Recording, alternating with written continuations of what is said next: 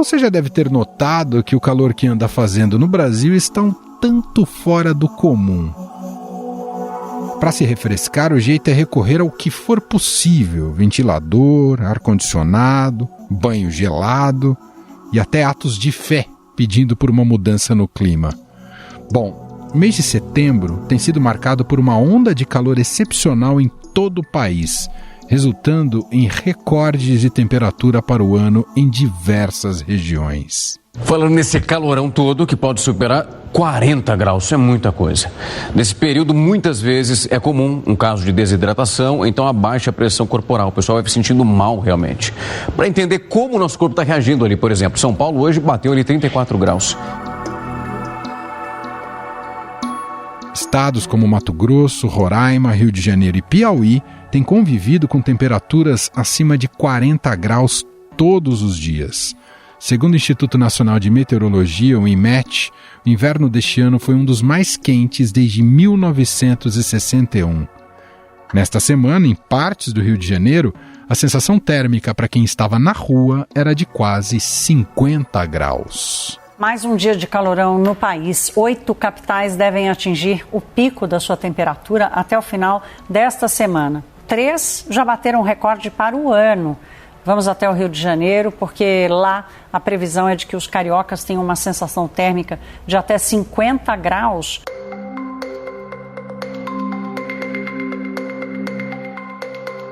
O que estamos vivenciando no Brasil neste momento, a parte norte do planeta já vem sentindo há algum tempo. Itália, Espanha e Grécia ainda enfrentam uma onda de calor implacável há meses. O assunto agora é o clima. A Europa enfrenta uma onda de calor extrema e nos próximos dias a tendência é piorar. Na China, as altas temperaturas atingiram 52 graus Celsius em julho. Já nos Estados Unidos, o Vale da Morte, na Califórnia, também chegou aos 52 graus Celsius no mesmo mês. O calor também ajudou a alastrar incêndios florestais, que foram observados em países como Estados Unidos, Canadá, Espanha e Grécia. A propagação extremamente rápida das chamas levou 2 grandes incêndios a se fundirem na Colômbia Britânica, oeste do Canadá. Autoridades informaram neste domingo que cerca de 30 mil pessoas estão sob estado de emergência e receberam ordem de evacuação. Outras 36 mil estão em alerta e prontas para se rapidez e causar impacto maior. Segundo informações do Programa das Nações Unidas para o Meio Ambiente, o aumento das temperaturas está mudando os padrões climáticos do planeta. Das Nações Unidas, caso o planeta ambicione limitar o aumento da temperatura. Uma vez que você entende o que você está fazendo de errado, você pode ter ações para corrigir, para aí você se proteger. Mas como é mais fácil a gente não olhar para cima, né? Sabe aquele filme Não Olhe para Cima? Parece que não está acontecendo, o cometa não está chegando. A gente sabe há muito tempo, eu me lembro que em 2007, no resultado do IPCC, acho que foi o relatório 4, 2007, já tinha esse aumento dos eventos extremos no sul, principalmente Rio Grande do Sul, pegando um pouco de Santa Catarina, Uruguai. E foi nessa época que se resolveu parar de falar em aquecimento global, não porque não está aquecendo, mas porque o pior de tudo não é o aquecimento, mas sim o aumento dos eventos extremos. E realmente é o que mais ia afetar, causar mortes, causar desastres, é o que ia mais impactar a vida das pessoas. Então, por isso que se mudou o nome. Ao invés de só falar em aquecimento, porque as pessoas escutam, vai aquecer 1 grau, 2 graus, 3 graus, a pessoa pensa, nossa, em um dia pode mudar 17 graus, tudo bem, aumentar 1, 2, 3, 4 graus, não é? Mas não é isso. Isso é a média global de temperatura. Quando a gente fala isso, o aumento da temperatura nos polos é muitas vezes maior do que essa média global. Agora, com certeza, já está mais de 3 graus o aumento nos polos, né? Enquanto que a média global é só 1, talvez esteja mais ainda do que 3. Eu me lembro que em 2012 já era quase 2, era 1,8 o aumento nos polos que já estava promovendo o derretimento de geleiras, aqueles glaciares que são aquelas, a gente fala neve eterna, né, que nunca derrete. Bom, o problema é o seguinte, tudo na natureza acontece por conta das diferenças de temperatura. E nós estamos mudando essas diferenças, porque nós usamos combustíveis fósseis para produzir energia, né? Os combustíveis fósseis são carvão, petróleo e o gás metano fóssil, que a gente chama de gás natural, mas é um nome ruim, porque induz a gente a não pensar que ele é maléfico. Só que assim, ele é natural lá nas profundezas. Aqui, ele é 28 vezes mais aquecedor do que o CO2. Então, assim, ele é muito ruim. O Brasil está tendo muita construção de termoelétrica a gás metano fóssil. Só que a grande maioria da população mundial está no hemisfério norte. E a maior parte das emissões estão lá, menos aqui. Então, nós estamos mexendo com as diferenças de temperatura. Nós estamos bagunçando o equilíbrio, o balanço radiativo da Terra, as diferenças de temperatura. Então, nós estamos mexendo com tudo. Nós estamos mexendo com a diferença de temperatura entre a superfície da Terra e uma frente fria que chega. E quanto mais quente a superfície da Terra, mais intenso vai ser esse evento. Como que a gente está esquentando a superfície da Terra? Emitindo gás de efeito estufa e desmatando. Quantas pessoas já morreram nos últimos 5 anos de eventos extremos no Brasil? Observa como nos últimos 5 anos o desmatamento aumentou muito, teve uma intensificação muito repentina do desmatamento e os eventos extremos também. Por que eu digo isso? Porque a Amazônia funciona como se fosse um airbag das mudanças climáticas, né? A Amazônia ela é gigantesca e as árvores jogando vapor de água na atmosfera, o termo certo é evapotranspirando, quer dizer, é um misto de evaporação, transpiração. Quando ela está jogando esse monte de vapor na atmosfera, ela está resfriando a temperatura. E a Amazônia é gigantesca, ela joga de vapor de água na atmosfera quase que a mesma quantidade de água que o rio Amazonas joga no oceano, que é simplesmente 20% de toda a água doce do planeta que cai no oceano. Então imagina o planetinha, aquele monte de água indo para a atmosfera. Faz diferença até no ciclo da água global. Então a gente está mudando muita coisa contra nós. A gente tem que entender o que a gente está fazendo de errado para a gente fazer alguma coisa para nos ajudar.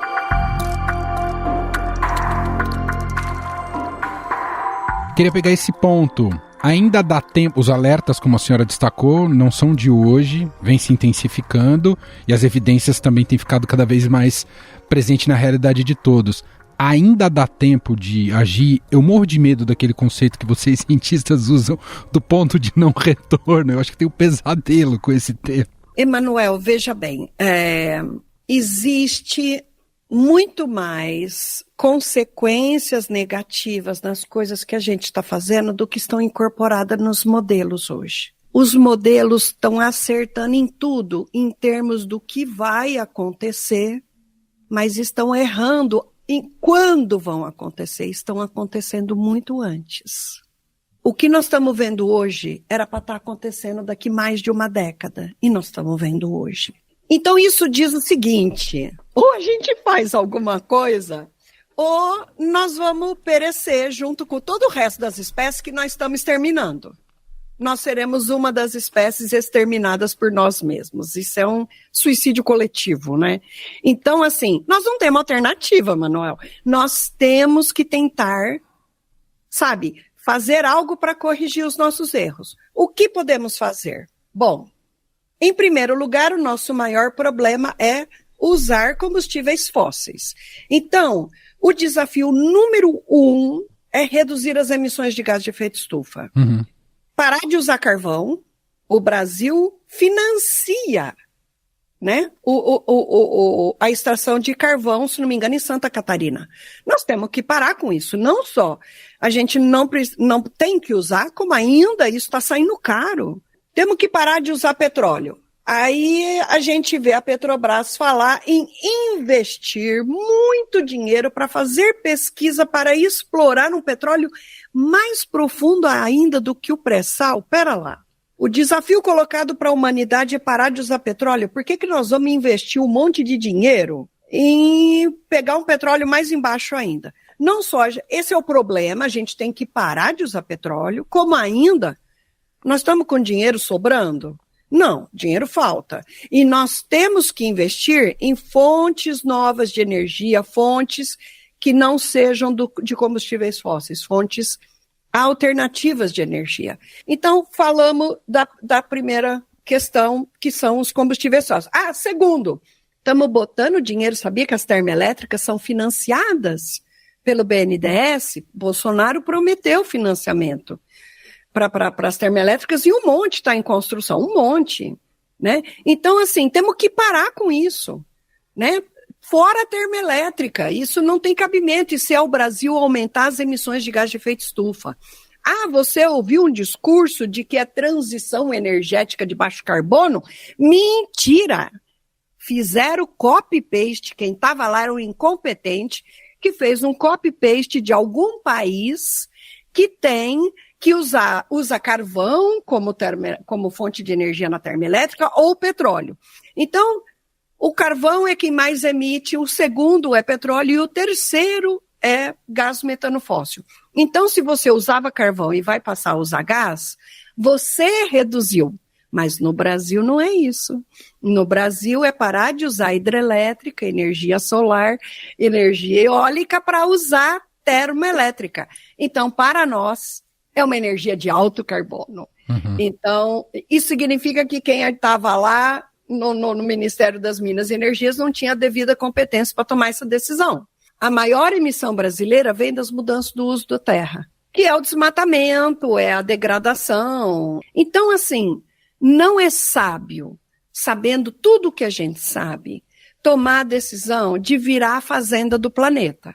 Porque nós estamos comprometendo as condições climáticas do Brasil, nós estamos reduzindo a produção de chuva e aumentando os eventos extremos. É lógico que o próprio agronegócio, daqui a pouquinho, vai estar amargando mais prejuízo do que lucro. Professora, como é que entra o El Niño nesse contexto atual? Por que ele é mais voraz agora? Então, nós estamos mudando esses gradientes e nós estamos intensificando esses eventos. Então, o que vai acontecer? Esses eventos ficam mais intensos e com um período de distância entre um evento e outro mais curto. Então, nós vamos ver mais tufões, mais, né, os Estados Unidos, coitado, lá no sul, Caribe, aquela região recebe muito, vão receber mais ainda e mais intensos. O Rio Grande do Sul vai receber cada vez mais e mais intensos, né? Tudo está acontecendo mais frequentemente e mais extensos. Os eventos extremos estão acelerando. Isso quer dizer o seguinte, pessoal, vai ser cada ano pior. O que nós podemos fazer? Recuperar ambientes da natureza. Rio Grande do Sul está sofrendo tremendamente. Gente, a solução é resfriar a superfície.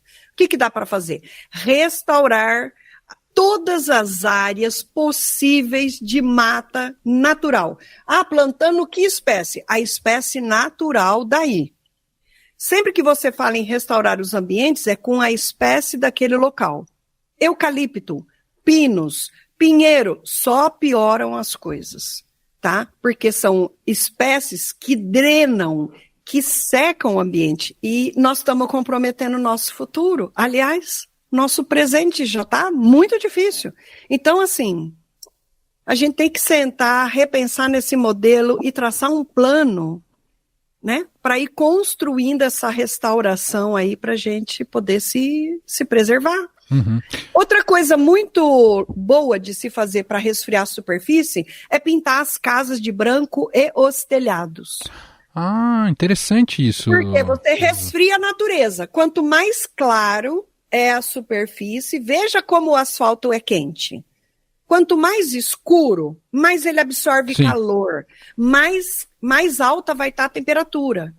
Então o negócio é a gente pintar de branco o telhado, A gente, sabe, a rua, a calçada tem que ser clara, né?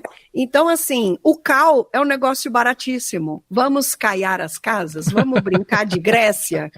Sabe? É isso.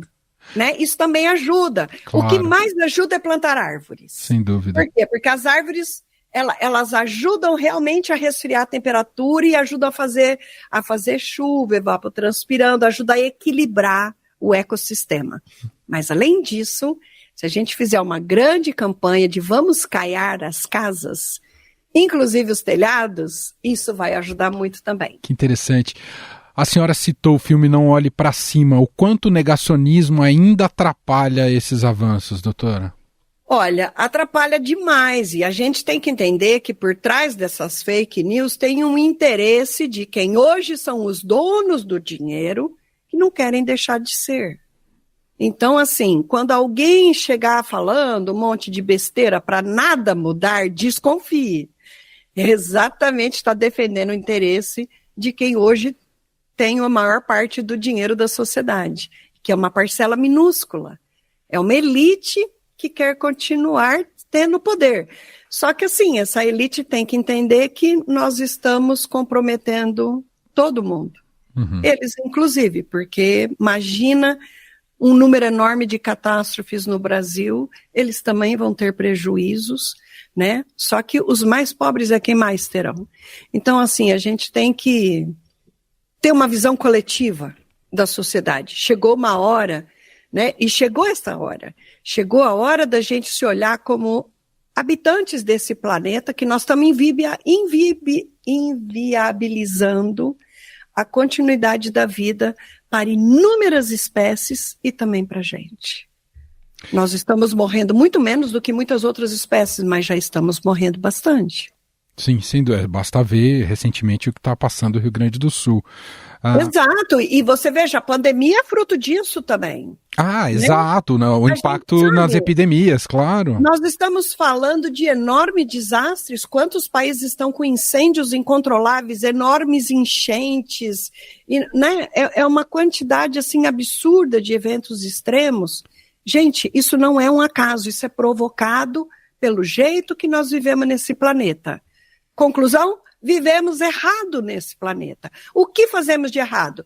Que conseguimos mudar? E vamos fazer um plano para mudar. Você consegue parar de usar petróleo hoje? Pois reduz o máximo que você conseguir. Professora, eu queria te fazer uma última pergunta.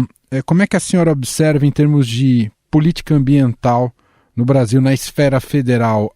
Claro que houve uma mudança significativa entre o governo Bolsonaro e o governo Lula, mas a senhora vê indicativos sérios de correção de rota e colocar o Brasil nessas soluções que a senhora indicou aqui na nossa conversa? A gente tem que admitir que está tudo mudando porque nós estamos transformando completamente esse planeta. Então vamos sentar, vamos entender o que nós estamos fazendo de errado e vamos começar a mudar. Fazer um plano organizado, bonitinho, mudar um pouquinho por ano, mas nós temos que... O que é possível a gente mudar agora? O que é possível mudar o ano que vem? Sabe, a gente precisa de uma grande convenção nacional, trazendo todos os setores envolvidos. Primeiro, entender o que nós estamos fazendo de errado, e aí estabelecer estratégias, criar grupos de trabalho, para achar soluções, sabe? Está na hora da gente sentar junto, porque estamos todos no mesmo barco. Uhum. E esse barco está afundando, né? Está afundando, não tem outro planetinha para a gente ir viver, você está entendendo? E já tem um monte de gente morrendo ou perdendo tudo. É isso. Então, assim, bora sair do egoísmo, né? E vamos pensar coletivamente. Ótimo, nós ouvimos aqui Luciana Gatti, pesquisadora titular e coordenadora do Laboratório de Gases de Efeito Estufa do Instituto Nacional de Pesquisas Espaciais, o INPE. Professora, muito obrigado aqui pela entrevista e até uma próxima.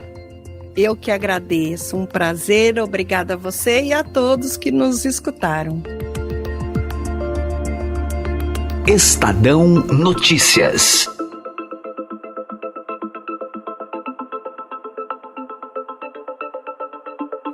Este foi o Estadão Notícias de hoje, sexta-feira, dia 29 de setembro de 2023. A apresentação foi minha, Emanuel Bonfim. Na produção, edição e roteiro, Gustavo Lopes, Jefferson Perleberg e Laís Gotardo. A montagem é de Moacir Biasi E o nosso e-mail podcast@estadão.com. Um abraço para você e até mais.